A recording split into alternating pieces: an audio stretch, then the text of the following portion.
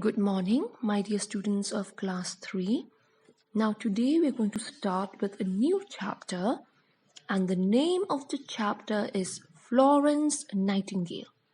Now, I don't know how many of you know about Florence Nightingale, okay, but this is a very interesting story about this woman known as Florence Nightingale. So, let's begin with the story. Now, the story starts when Florence Nightingale was a little girl. Okay? Now, as a little girl, Florence would tell her father that she wanted to be a nurse. But her father did not think that Florence was strong enough to become a nurse. Even when her father said that, Florence would always tell her father, "Father, I will try." So since she was a little girl, Florence wanted to become a nurse. Now, as she started growing up, she soon began nursing at home. Now, one fine day, as Florence was, inside her home, she heard the whimper of a dog on the roadside. Now, whimper is what? Whimper, it means a low sound expressing pain. Now, this dog was whimpering, He was showing that he was in pain. So, as she heard the dog, whimpering on the roadside, she saw that a small, unkind boy, he threw a stone at the dog with all his strength, Now, the stone hit on one of the right legs of the dog so badly that the dog began to bleed. So this is what happened one day. Now Florence was really sad when she saw the dog was bleeding on the roadside. So what did she do? She took the dog home with her, and she took care of the dog's wound. She put a tight bandage around the dog's leg. And in about a week, the dog was well again. Soon the dog became very friendly with Florence.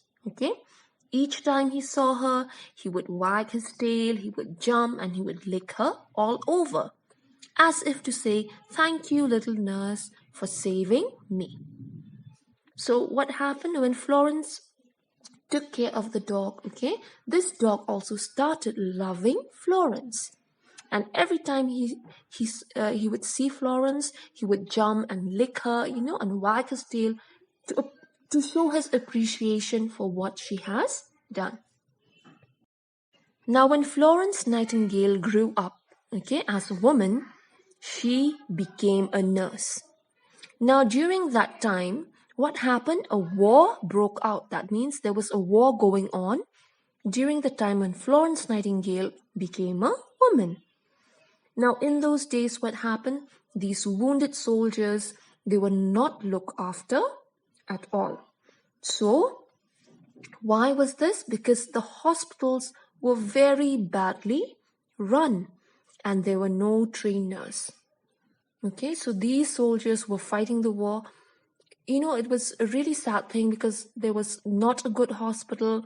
There were a few nurses who could, who had to take care of them. And so most of them would eventually, most of them would not get the proper treatment. So Florence took other nurses with her to the country where the fighting was taking place. No one could stop Florence. Now she soon made her hospital much cleaner, brighter, and better than it had been. And thus Florence Nightingale, along with the other nurses that went with her, they saved the lives of many wounded soldiers, many sick men. Now when it was night time, when all was dark, Florence, she would go tiptoe from bed to bed. Tiptoe means walking very quietly, and she would always hold a lighted lamp. She would always carry a lamp with her when she goes and check on all the patients in the hospital. on all the soldiers. This is why the soldiers, they would often call Florence Nightingale the lady with the lamp. So this is the end of the story of Florence Nightingale. Now let us go back. As we know, when she was a child, she wanted to become a nurse, even though her father thought that she might not, she doesn't have the strength to become a nurse. But even then, Florence, she soon learned nursing at home because she wanted to become a nurse. So she started practicing nursing at home. And then when she grew up, she became a nurse. And she was a very brave person. Remember when the soldiers, they had no proper treatment. When she heard this, it pained her heart. Okay? She felt very bad. So she went to the place where the war was happening. Okay? She took other nurses with her and they started taking care of all the wounded soldiers. And another thing she did was, even at night, she would go and check on each and every soldier, wounded soldier. So this is how, as a person, Florence Nightingale had a big heart. She was very determined in her work, okay? And she never gave up her dream.